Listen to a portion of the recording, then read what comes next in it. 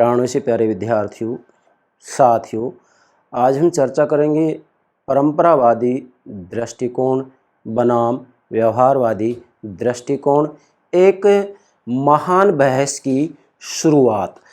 अर्थात आज का जो हमारा लेक्चर होगा वो परंपरावादी दृष्टिकोण बनाम व्यवहारवादी दृष्टिकोण के संदर्भ में होगा।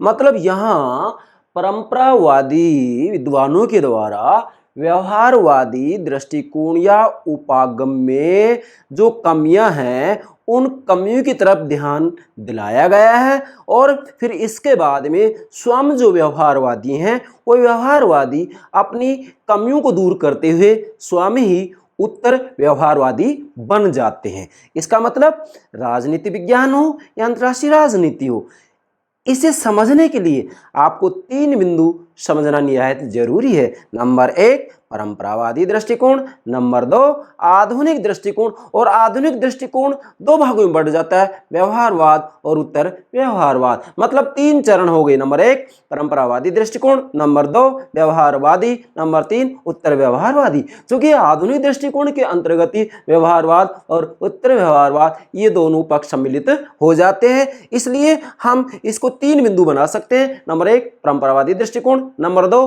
व्यवहारवादी दृष्टिकोण, नंबर 3 उत्तर व्यवहारवादी दृष्टिकोण। तो आज जो हमारा लेक्चर होगा वो परंपरावादी दृष्टिकोण बनाम व्यवहारवादी दृष्टिकोण, एक महान बहस की शुरुआत। इसके संदर्भ में भी किसी न किसी रूप में सभी प्रकार की प्रतियोगिता परीक्षाओं में आपसे प्रश्न निश्चित रूप में पूछा जाता है, और फिर जो स्नातक और स्नातकोत्तर इस तरह के विद्यार्थी हैं उनसे तो निश्चित रूप में इससे संबंधित प्रश्न पूछा ही जाता है। तो प्राणों से प्यारे विद्यार्थियों, सर्वप्रथम मैं प्रतिदिन जो एक लेक्चर मेरे यूट्यूब चैनल पर अपलोड करता हूं उसकी जानकारी सूचना आपको प्राप्त हो सके, इसके लिए हमारे चैनल को सब्सक्राइब अवश्य कीजिएगा। आशा करता हूँ आपने सब्सक्राइब कर दिया होगा। Thank you very much, thank you very much. Yes students, ध्यान दें।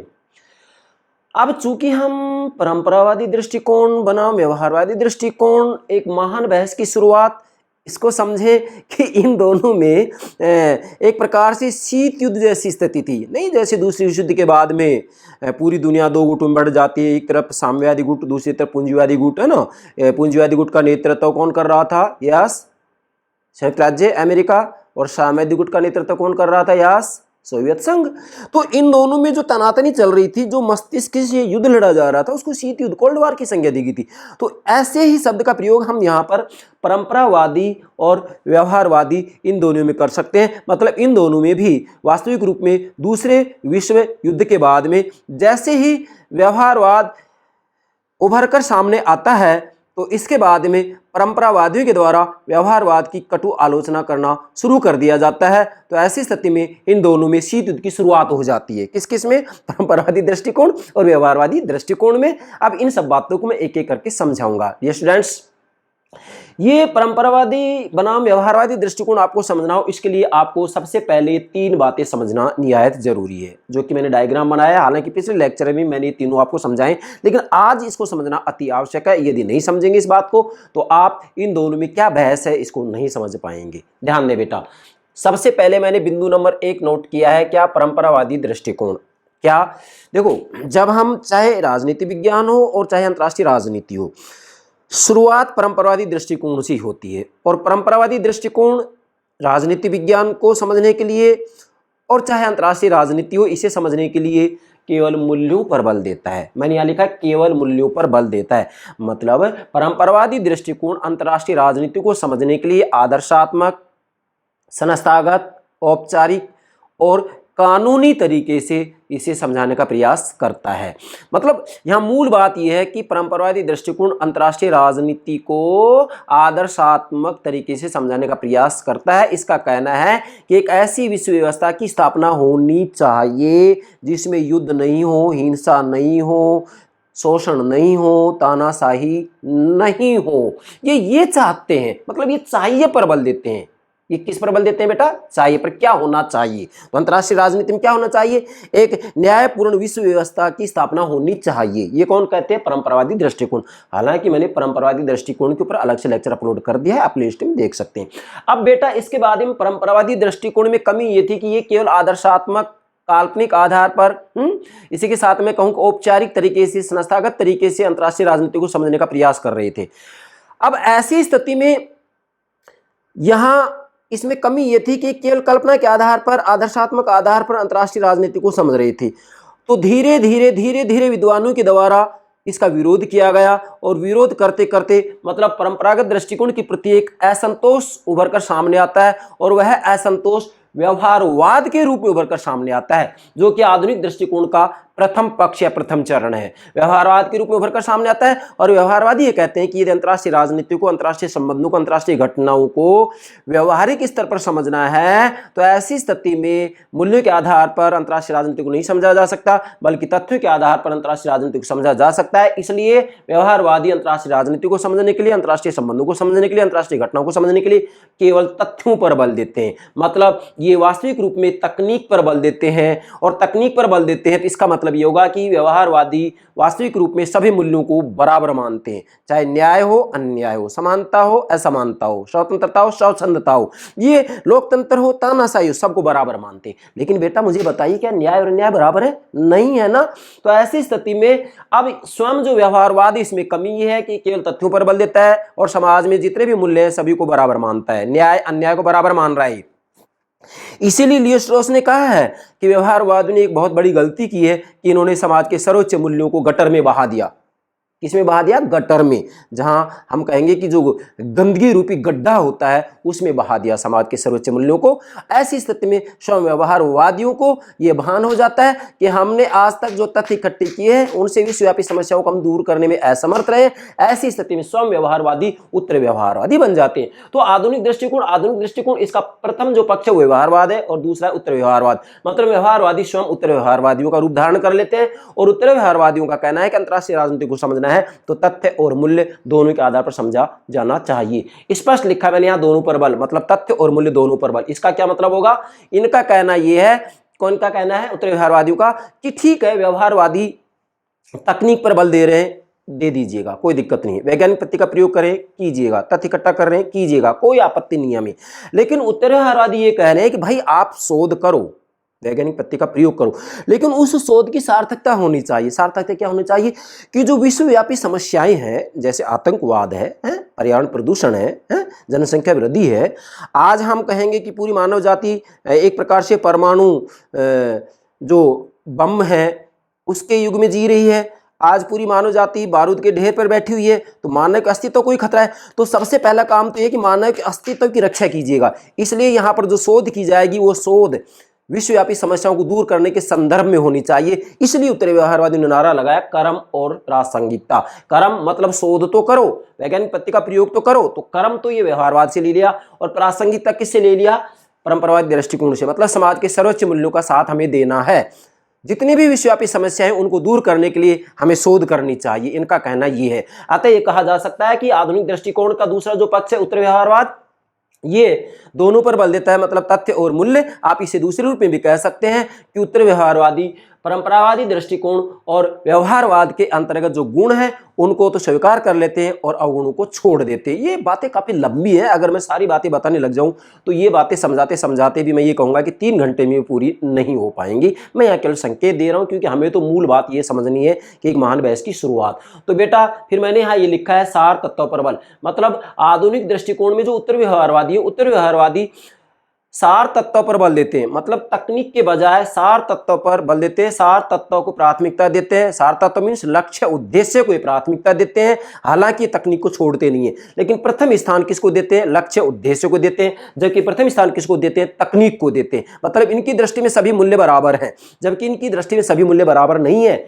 इनका कहना है कि न्याय और अन्याय में न्याय ही श्रेष्ठ है, इसलिए न्याय का साथ देना चाहिए। इनका कहना है कि लोकतंत्र और तानाशाही में लोकतंत्र श्रेष्ठ है, इसलिए लोकतंत्र का साथ देना चाहिए। कौन कहते? उत्तर व्यवहारवादी। तो ये 3 चरण हैं, परंपरावादी दृष्टिकोण, व्यवहारवाद और उत्तर व्यवहारवाद। आप इनको समझिएगा। इसके बाद में मैं एक दावे के साथ कहता हूं कि अंतर्राष्ट्रीय राजनीति को और राजनीति विज्ञान को समझने में आपको कतई परेशानी नहीं आ सकती। चलिए बेटा अब हम मूल बात पर आते हैं। महान बहस की शुरुआत नोट करें। सेकंड वर्ल्ड वॉर मतलब दूसरे विश्व युद्ध के बाद व्यवहारवादी उपागम राजनीति विज्ञान के साथ साथ अंतर्राष्ट्रीय राजनीति पर सर्वत्र छाने लगा। मतलब दूसरे विश्व युद्ध के बाद लगभग 2 दशकों में व्यवहारवादी उपागम राजनीति विज्ञान के साथ साथ राजनीति विज्ञान में भी ये छाया है। राजनीति विज्ञान के साथ साथ अंतर्राष्ट्रीय राजनीति पर सर्वत्र छाने लगा और परंपरावादी और व्यवहारवादी विचारकों में शीत युद्ध अब समाप्त हो चुका है। इसका मतलब क्या है कि ये बात सत्य है कि दूसरे विश्व युद्ध के बाद लगभग 2 दशकों तक क्या हुआ, व्यवहारवादी उपागम राजनीति विज्ञान और अंतर्राष्ट्रीय राजनीति पर सर्वत्र छाने लगा।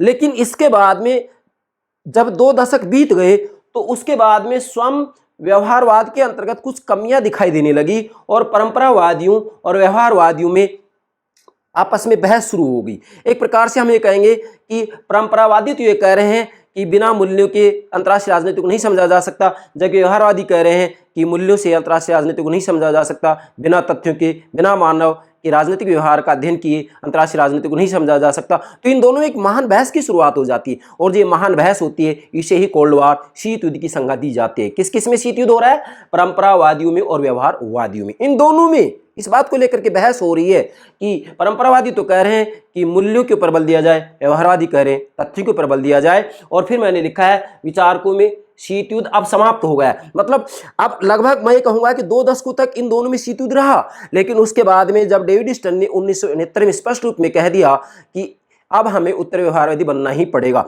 मतलब जैसे ही इन्होंने कहा कि हमें उत्तर व्यवहारवादी बनना ही पड़ेगा, मतलब स्वयं व्यवहारवादी फिर उत्तर व्यवहारवादी का रूप धारण कर लेते हैं और इन्होंने स्पष्ट रूप में कह दिया कि अंतर्राष्ट्रीय राजनीति को समझना है, राजनीति विज्ञान को समझना है तो तथ्य और मूल्य दोनों के आधार पर समझा जा सकता है। मतलब यहां पर दोनों का समन्वय कर दिया और जैसे ही दोनों का समन्वय हो जाता है, परंपरावादी और व्यवहारवादियों का समन्वय हो जाता है, तो समन्वय होते ही इन दोनों में जो शीत युद्ध की शुरुआत हुई थी वह शीत युद्ध समाप्त हो जाता है। कब होता है? उत्तर व्यवहारवाद के साथ में, जिसे कि उत्तर व्यवहारवादी क्रांति की संज्ञा भी दी जाती है। ठीक है बेटा, नेक्स्ट आगे बढ़ते हैं हम। फिर मैंने लिखा है फिर भी, मतलब ये बात सत्य है कि इन दोनों में जो शीत युद्ध है वो शीत युद्ध समाप्त हो गया।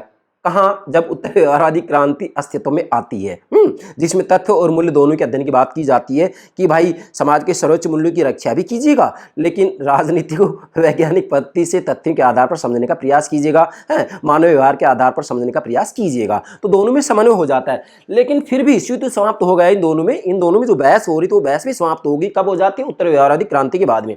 तो लेकिन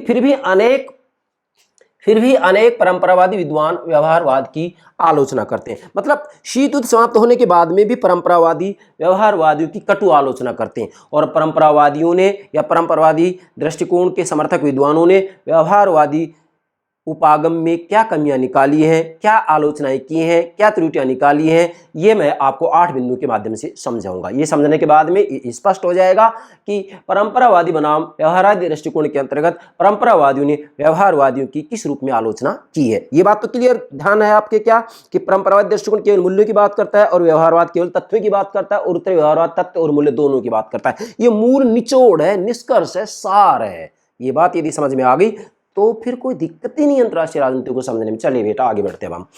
पहली आलोचना क्या है? अंतर्राष्ट्रीय राजनीति का अध्ययन पद्धति प्रधान और तकनीक प्रधान बनता जा रहा है, तत्वों से पृथक होकर संग्रहालय की श्रेणी में आता जा रहा है। माइकल हैस ने इसे अति तथ्यवाद कहा है। अब इसमें कितने प्रश्न बन जाते हैं? पहली जो इसकी कमी निकाली जा रही है परंपरावादियों के द्वारा, किसकी कमी?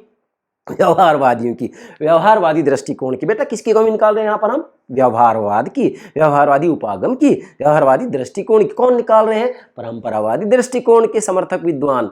नंबर 1, अंतर्राष्ट्रीय राजनीति का अध्ययन पद्धति प्रधान और तकनीक प्रधान बनता जा रहा है। मतलब परंपरावादियों का कहना है कि व्यवहारवादियों ने तकनीक पर बल दिया है, तथ्यों पर बल दिया है, वैज्ञानिक पद्धति पर बल दिया है, तो इससे ये पद्धति प्रधान और तकनीक प्रधान बनता जा रहा है और ये तत्वों से पृथक होता जा रहा है। तत्व मतलब सार से, लक्ष्य से, उद्देश्य से पृथक होता जा रहा है, क्योंकि ये समाज के जो मूल्य हैं उन सभी मूल्यों को समान मानता है। मतलब चाहे न्याय हो अन्याय हो, समानता हो असमानता हो, लोकतंत्र हो तानाशाही हो, सबको ये बराबर मान रहा है, जबकि वास्तव में समाज के सभी मूल्य बराबर नहीं होते। सर्वोच्च मूल्य तो सर्वोच्च ही होते हैं। न्याय और अन्याय में सर्वोच्च को न्याय है तो न्याय का सुधार देना ही होगा, चाहे राजनीति विज्ञान का अध्ययन करें चाहे अंतर्राष्ट्रीय राजनीति का अध्ययन करें। तो ये कह रहे हैं कि तत्वों से पृथक होकर संग्रहालय की श्रेणी में आता जा रहा है। मतलब वास्तविक रूप में परंपरावादियों का कहना है कि व्यवहारवादी केवल तथ्य इकट्ठा करने में, तथ्य एकत्रित करने में, तथ्यों का संग्रह करने में जुटे हुए हैं, जबकि वास्तविक रूप में ये लक्ष्य लक्ष्य उद्देश्य की तरफ बिल्कुल भी ध्यान नहीं दे रहे। इसलिए एक विद्वान है माइकल हैस ने इसे अति तथ्यवाद कहा है। क्या कहा है? अति तथ्यवाद। मतलब व्यवहारवादियों के द्वारा जो तथ्य एकत्रित करने पर बल दिया जा रहा है, तथ्यों पर जो बल दिया जा रहा है, इसे ही अति तथ्यवाद कहा है। किसने कहा है? माइकल हैस ने। नोट कीजिएगा, ये एग्जाम में किसी भी रूप में आपसे प्रश्न पूछा जा सकता है। नंबर 2, दूसरी कमी, प्रकृति विज्ञान, गणित, अर्थशास्त्र, मनोविज्ञान आदि के विद्वान जो अपने अपने क्षेत्र में सम्मान न पा सके थे, वे अंतर्राष्ट्रीय राजनीति में घुसपैठ कर व्यवहारवाद का प्रचार करने लगे। मतलब यहाँ प्रकृति विज्ञान, गणित, अर्थशास्त्र, मनोविज्ञान ने अपने अपने क्षेत्रों के अंतर्गत व्यवहारवादी उपागमों का प्रयोग किया, लेकिन ये विद्वान क्या है कि अपने अपने क्षेत्र में सम्मान नहीं बना पाए, सम्मान नहीं पा सके। तो ऐसी स्थिति में इन्होंने क्या किया? अंतर्राष्ट्रीय राजनीति में घुसपैठ की, और अंतर्राष्ट्रीय राजनीति में घुसपैठ करके इन्होंने वहां पर व्यवहारवाद का प्रचार किया। तो ये भी जो है इसकी कमी निकाली जाती है, किसके द्वारा? परंपरावादी विद्वानों के द्वारा। तीसरा, तकनीकी साधनों पर ज्यादा बल और ऐतिहासिक अनुभवों की उपेक्षा कर देते हैं। बेटा ध्यान दीजिएगा, परंपरावादियों का कहना है, क्या कहना है कि व्यवहारवादी तकनीकी साधनों पर ज्यादा बल देते हैं और ऐतिहासिक अनुभवों की उपेक्षा कर देते हैं। मतलब ये ऐतिहासिक अनुभवों की तरफ बिल्कुल भी ध्यान नहीं देते हैं, ये केवल केवल केवल तकनीकी साधनों पर बल देते हैं। और तकनीकी साधनों पर बल देने के कारण ये कहा जा सकता है कि वास्तविक रूप में ये ठीक से अंतर्राष्ट्रीय राजनीति को नहीं समझ सकते। अंतर्राष्ट्रीय संबंधों को केवल तथ्यों के आधार पर, तकनीक के आधार, पद्धति के आधार पर नहीं समझा जा सकता। नेक्स्ट, इसके बाद में चौथी आलोचना है परंपरावादियों के द्वारा व्यवहारवादियों की आलोचना जो की जा रही है, क्या कि राजनीति में, अब देखो राजनीति में फिर वो चाहे राष्ट्रीय राजनीति हो, चाहे अंतर्राष्ट्रीय राजनीति हो, राष्ट्रीय राजनीति हो या अंतर्राष्ट्रीय राजनीति हो, मतलब मैं कहूँगा चाहे जैसे हांजे मार्गेंथाउ कहते हैं कि सभी प्रकार की राजनीति, चाहे घरेलू राजनीति हो, अंतर्राष्ट्रीय राजनीति हो, शक्ति के लिए संघर्ष है, तो इसमें घरेलू राजनीति का मतलब होता है राष्ट्रीय राजनीति। तो राजनीति में मतलब घरेलू राजनीति अर्थात राष्ट्रीय राजनीति और अंतर्राष्ट्रीय राजनीति। तो राजनीति में अनेक ऐसे स्थल हैं जहां गोपनीयता के कारण प्रत्यक्ष प्रेक्षण संभव नहीं हो सकता।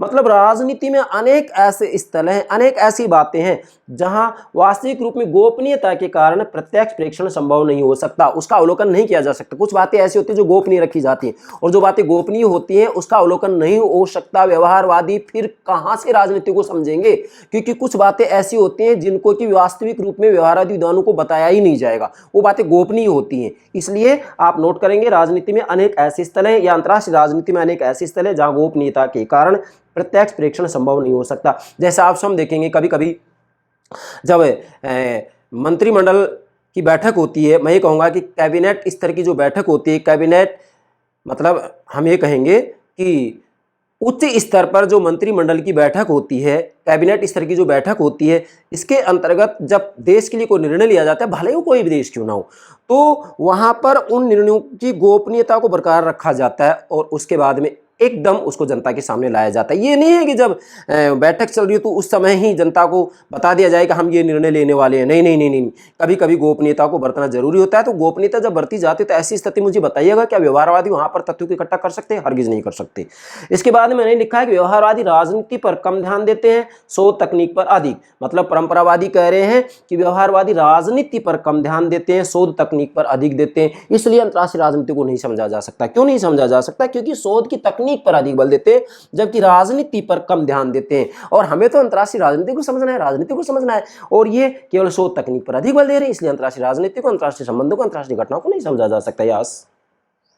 5, मूल्यात्मक अध्ययन की उपेक्षा करता है। मतलब परंपरावादियों का कहना है कि व्यवहारवादी दृष्टिकोण या व्यवहारवादी उपागम मूल्यात्मक अध्ययन की उपेक्षा करता है। स्पष्ट लिखा है मैंने यहाँ पर, व्यवहारवाद केवल तथ्यों की बात करते हैं, तथ्यों पर बल देते हैं, तकनीक पर बल देते हैं, सभी मूल्यों को बराबर मानते हैं, लोकतंत्र तानाशाही को बराबर मानते हैं, न्याय को बराबर मानते हैं। इसलिए परंपरावादियों ने यह आलोचना की है, क्या आलोचना की है कि व्यवहारवादी मूल्यात्मक अध्ययन की उपेक्षा करता है, ये मूल्यों की तरफ ध्यान नहीं देता है, समाज में सभी मूल्यों को बराबर मानता है, चाहे न्याय हो अन्याय हो, समानता हो असमानता हो, लोकतंत्र हो तानाशाही हो। जबकि सच्चाई है कि समाज में जो सर्वोच्च मूल्य होते हैं, सर्वोच्च मूल्य ही होते हैं, उनका साथ देना चाहिए। इसलिए मैंने यहाँ लिखा है, आदर्शों की उपेक्षा तथा मूल्य निरपेक्षता के आधार पर आज के आणविक युग में अंतर्राष्ट्रीय राजनीति की कल्पना एक भयानक स्वप्न मात्र है। मतलब वास्तव में अगर आदर्शों की उपेक्षा की जाएगी, समाज के सर्वोच्च मूल्यों की उपेक्षा की जाएगी तथा मूल्य निरपेक्षता के आधार पर, मूल्य निरपेक्षता और मूल्य सापेक्षता क्या होती है?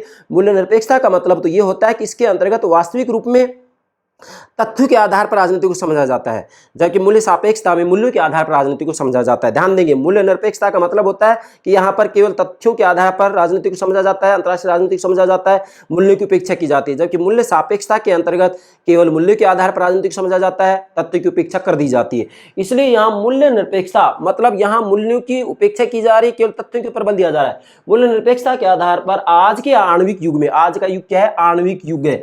आज की जो मानव जाति है, मैं ये कहूँगा कि आज मानव जाति बारूद के ढेर पर बैठी हुई है। तो जब बारूद के ढेर पर बैठी हुई तो ऐसी स्थिति में मूल्य निरपेक्षता के आधार पर आज के आणविक युग में अंतर्राष्ट्रीय राजनीति की कल्पना एक भयानक स्वप्न मात्र होगी। क्या लिखेंगे आप यहाँ पर? आणविक युग में अंतर्राष्ट्रीय राजनीति की कल्पना एक भयंकर, एक भयानक स्वप्न मात्र होगी, संभव ही नहीं है उसको समझना। नेक्स्ट, छठा, अंतर्राष्ट्रीय राजनीति में अनेक आकस्मिक घटनाएं होती रहती हैं जिन्हें व्यवहारादि उपागम समझने में उपयुक्त नहीं है। मतलब अंतर्राष्ट्रीय राजनीति में अनेक ऐसी घटनाएं होती रहती हैं जिन घटनाओं को व्यवहारादि उपागम नहीं समझ सकता, उसे तो अंतर्दृष्टि के आधार पर, परंपरावादी दृष्टिकोण के आधार पर, अंतर्प्रज्ञा के आधार पर, आदर्शों के आधार पर, कल्पना के आधार पर, औपचारिकता के आधार पर, संस्थागतता के आधार पर ही समझा जा सकता है। यस।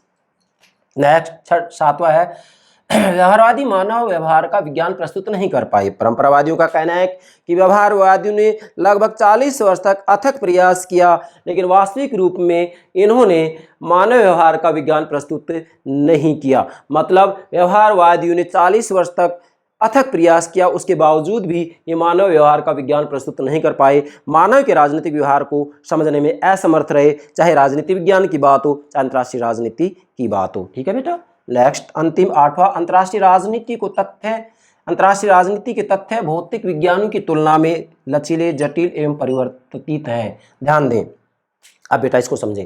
अंतर्राष्ट्रीय राजनीति के तथ्य क्या बेटा? अंतर्राष्ट्रीय राजनीति। अब देखो, वास्तव में सामाजिक विज्ञान की जब हम बात करते हैं, चाहे राजनीति विज्ञान हो, अंतर्राष्ट्रीय राजनीति हो, अर्थशास्त्र हो, सामाजिक विज्ञान की जब हम बात करते हैं तो सामाजिक विज्ञान की जो विषय वस्तु होती है वो कौन होता है बेटा? मानव होता है। और मानव वास्तविक रूप में स्वभाव से क्या होता है? परिवर्तनशील होता है। तो परिवर्तनशील होता है तो जो वस्तु ही परिवर्तनशील है, परिवर्तित है, उसको आप कैसे समझ सकते हैं? मैं आपसे पूछूं कि एक मतदाता से आप पूछते हैं सुबह कि आप किस पार्टी को वोट देंगे, तो वो सुबह कह देता है कि मैं बीजेपी को वोट दूंगा। फिर दोपहर पूछ रहे हैं, वो कह रहा है कांग्रेस को देंगे। शाम को पूछते हैं, बोला निर्दलीय को देंगे। अगले दिन पूछा किसको देंगे, बोला हमारे एक रिश्तेदार है, हम उसको वोट देंगे। तो आप बताइएगा, आप मानव के राजनीतिक व्यवहार का अध्ययन कैसे कर सकते हैं? संभव ही नहीं है, क्योंकि मानव स्वभाव परिवर्तित है, परिवर्तनशील है। तो जो वस्तु परिवर्तित है, परिवर्तनशील है, उसका अध्ययन नहीं किया जा सकता, उसे नहीं समझा जा सकता। मतलब व्यवहारवादी मानव व्यवहार को, मानव के राजनीतिक व्यवहार को सांख्यिकी पद्धति के आधार पर समझने का प्रयास कर रहे हैं, जबकि मानव व्यवहार को मापा तोला नहीं जा सकता, नापा तोला नहीं जा सकता, उसका गुणा भाग ये नहीं किया जा सकता है। देखिए बेटा, अंतर्राष्ट्रीय राजनीति के तथ्य भौतिक विज्ञानों की तुलना में लचीले, जटिल एवं परिवर्तित है। समझ गए इसका मतलब? मतलब भौतिक विज्ञानों की जो विषय वस्तु होती है, जैसे मान लीजिएगा ये मैं आपके सामने बता रहा हूँ, ये मार्कर है, तो इस मार्कर को हमने यहाँ रख दिया तो रखा ही रहेगा जब तक इसको हाथ नहीं लगाया जाएगा। लेकिन मानव है, मानव को कह दिया कि आप, मुझसे कहा जाता है कि आप बीजेपी को वोट देंगे, मैंने यस बोल दिया कि हाँ ठीक है मैं बीजेपी को वोट दूंगा, लेकिन क्या जरूरी है मैं बीजेपी को वोट दूंगा? मैं अपने मत का प्रयोग करते समय दूसरी पार्टी को वोट दे सकता हूँ, क्या बाध्यता है? कुछ भी बाध्यता नहीं है। तो ये मतलब मानव का जो राजनीतिक आचरण है वो परिवर्तित है, जबकि ये तो भौतिक वस्तु है, इसको जहां रख देंगे वहां रखे रहेगा, जब तक आप इसको नहीं छुएंगे, हाथ नहीं लगाएंगे, तब तक वहीं रखी रहेगी। इसलिए भौतिक विज्ञान की तुलना में अंतर्राष्ट्रीय राजनीति के जो तथ्य वो लचीले, जटिल एवं परिवर्तित होते हैं। ऐसी स्थिति में व्यवहारवादियों का अंतर्राष्ट्रीय राजनीति को विज्ञान बनाने का प्रयत्न निरर्थक रहा। क्या? अंतर्राष्ट्रीय राजनीति को विज्ञान बनाने का प्रयत्न निरर्थक रहा। कौन कहते हैं? परंपरावादी कहते हैं कि व्यवहारवादियों ने 40 वर्ष तक जो अथक प्रयास किया है, ये प्रयास करने के बावजूद भी ये अंतर्राष्ट्रीय राजनीति को विज्ञान बनाने में निरर्थक रहे। मतलब विज्ञान बनाने का प्रयत्न निरर्थक रहा। किसका? व्यवहारवादियों का। कौन कहते हैं बात? परंपरावादी। चलिए अब नेक्स्ट आते हैं। अब ये हमने 8 कमियां निकाल दी इसमें, किसमें, व्यवहारवादी दृष्टिकोण में। किसने बताई ये कमियां? परंपरावादी दृष्टिकोण ने।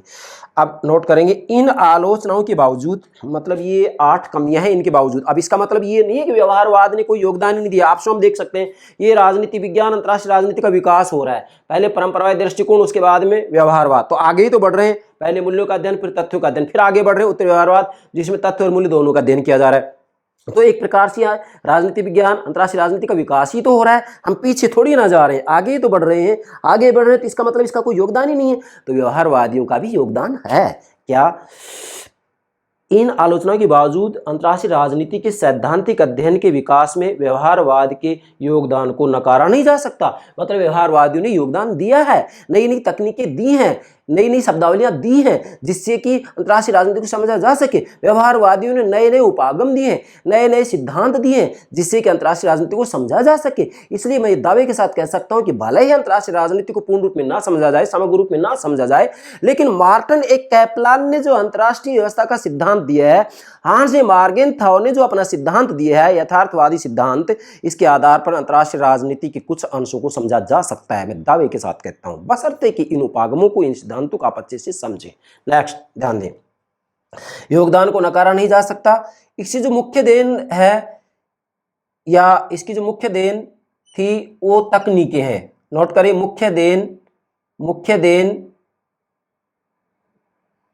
नई तकनीक है। नोट कीजिएगा, मतलब व्यवहारवादियों की जो मुख्य देन रही है, मैंने नोट किया, मुख्य देन रही है नई तकनीकें। मतलब यहां व्यवहारवादियों की भले ही कटु से कटु आलोचना की हो परंपरावादियों ने, लेकिन फिर भी व्यवहारवादियों ने एक देन दी है, और वो देन क्या दी है? नई तकनीकें दी हैं, नई शब्दावलियां दी हैं, नई शब्दावलियां दी हैं। तो नई शब्दावलियों से अंतर्राष्ट्रीय राजनीति के कुछ अंशों को समझा जा सकता है। जैसा कि हांस मार्गेनथाउ ने अपना सिद्धांत दिया, यथार्थवादी सिद्धांत, मार्टिन ए कैपलान ने अपना सिद्धांत दिया है, अंतर्राष्ट्रीय व्यवस्था का सिद्धांत, जिसमें हांस मार्गेनथाउ के सिद्धांत को मैं समझा चुका हूं। और कल से हम जो चर्चा करेंगे वो मार्टिन ए कैपलान के सिद्धांत की ही चर्चा करेंगे, जो कि अंतर्राष्ट्रीय राजनीति को समझने के लिए रामबाण औषधि की तरह है। किसकी तरह है बेटा? रामबाण औषधि की तरह। नेक्स्ट, दोनों उपागमों से लाभ उठाया जा सकता है। मतलब ठीक है, परंपरावादियों ने व्यवहारवादी दृष्टिकोण में कमियां निकाली हैं भी कमियां, ऐसी कोई बात नहीं है। कमियां इनमें भी है, कमियां इनमें भी हैं। इन दोनों की कमियों को दूर करते उत्तर व्यवहारवादी साफ कह देते हैं कि अंतर्राष्ट्रीय राजनीति को समझना है तो तथ्य और मूल्य दोनों का अध्ययन करना पड़ेगा, जिसे कि इनकी जो पद्धति है उसको नाम दिया जाता है वैज्ञानिक मूल्य सापेक्षवादी पद्धति। वैज्ञानिक मूल्य सापेक्षवादी पद्धति, इनकी पद्धति क्या है? वैज्ञानिक पद्धति, और इनकी पद्धति क्या है? दार्शनिक पद्धति। ध्यान रखेंगे ये बात भी, ठीक है बेटा। तो दोनों उपागमों से लाभ उठाया जा सकता है। मतलब अंतर्राष्ट्रीय राजनीति को यदि समझना है तो दोनों उपागमों का प्रयोग कीजिएगा, परंपरावादी उपागम और आधुनिक उपागम। आधुनिक उपागम में दोनों बात आ जाती है, दोनों पक्ष आ जाते हैं, व्यवहारवाद और उत्तर व्यवहारवाद। फिर यहाँ एक विद्वान है डेविड सिंगर, डेविड सिंगर ने बड़ा अच्छा लिखा है, आप इसके आधार पर सारी बातें समझ जाएंगे। क्या डेविड सिंगर कह रहे कि विज्ञान अंतर्दृष्टि का स्थान नहीं ले सकता। ध्यान दें, विज्ञान अंतर्दृष्टि के स्थान नहीं ले सकता। मतलब विज्ञान जो है वो अंतर्दृष्टि का, दर्शन का, आदर्शों का स्थान नहीं ले सकता। तो यहाँ विज्ञान अंतर्दृष्टि के स्थान नहीं ले सकता, और प्रणाली विज्ञान का कठोरता से पालन समझदारी का स्थान नहीं ले सकता। मतलब प्रणाली विज्ञान का, तकनीक का, वैज्ञानिक पद्धति का यदि कठोरता से पालन किया जा रहा है तो ये भी समझदारी के स्थान नहीं ले सकता। तो फिर क्या करें? कल्पना शक्ति और कठोरता, कल्पना शक्ति और कठोरता, इनकी तो कल्पना शक्ति मूल्यों की बात आती है, कठोरता तथ्य की बात आती है। तो कल्पना शक्ति और कठोरता दोनों ही आवश्यक हैं, पर दोनों में से एक भी अकेले काफी नहीं है। अब यहाँ दोनों ही आवश्यक है, दोनों का मतलब तथ्य और मूल्य, तो ये उत्तर व्यवहारवाद के अंतर्गत दोनों का समन्वय हो जाता है। इसलिए कह दिया कि दोनों पर बल देते हैं, मतलब तथ्य और मूल्य दोनों के आधार पर अंतर्राष्ट्रीय राजनीति को, अंतर्राष्ट्रीय संबंधों को, अंतर्राष्ट्रीय घटनाओं को समझना चाहिए। इसलिए मैंने लिखा है यहाँ पर दोनों में से एक भी अकेले काफी नहीं है। मतलब इन दोनों के आधार पर अंतर्राष्ट्रीय राजनीति को समझा जा सकता है, तथ्य और मूल्य दोनों के आधार पर। इनमें से एक अकेला काफी नहीं है। केवल मूल्यों के आधार पर अंतर्राष्ट्रीय राजनीति को समझ रहे हैं, आदर्शों के आधार पर अंतर्राष्ट्रीय राजनीति को समझ रहे हैं तो भी नहीं समझ पाएंगे। केवल तथ्यों के आधार पर, तकनीक के आधार पर अंतर्राष्ट्रीय राजनीति को समझ रहे हैं तो भी नहीं समझेंगे। तो फिर कैसे समझें? उत्तर व्यवहारवादी ने जो बात कही है कि तथ्य और मूल्य दोनों के आधार पर अंतर्राष्ट्रीय राजनीति को अंतर्राष्ट्रीय संबंधों को समझने का प्रयास किया जाना चाहिए। जैसा कि मैंने यहाँ नोट कर दिया, उत्तर व्यवहारवाद दोनों का समन्वय, मतलब उत्तर व्यवहारवाद के अंतर्गत परंपरावादी दृष्टिकोण और व्यवहारवाद का समन्वय हो जाता है। इसे ही उत्तर व्यवहारवादी क्रांति की संज्ञा दी जाती है। व्यवहारवादी ही आगे चलकर उत्तर व्यवहारवादी का रूप धारण कर लेते हैं, जिसे कि उत्तर व्यवहारवादी क्रांति की संज्ञा दी जाती है। उत्तर व्यवहारवादी क्रांति के बारे में मैंने पीछे लेक्चर अपलोड कर दिया है, किस नाम से, उत्तर व्यवहारवादी उपागम नाम से। बेटा ये हो गया परंपरावादी बनाम व्यवहारवादी दृष्टिकोण एक महान बहस की शुरुआत, लेक्चर नंबर 20। तो मुझे पूरा विश्वास है आप इस बात को ठीक से समझ गए होंगे। यस बेटा, okay, thank you very much, thank you very much.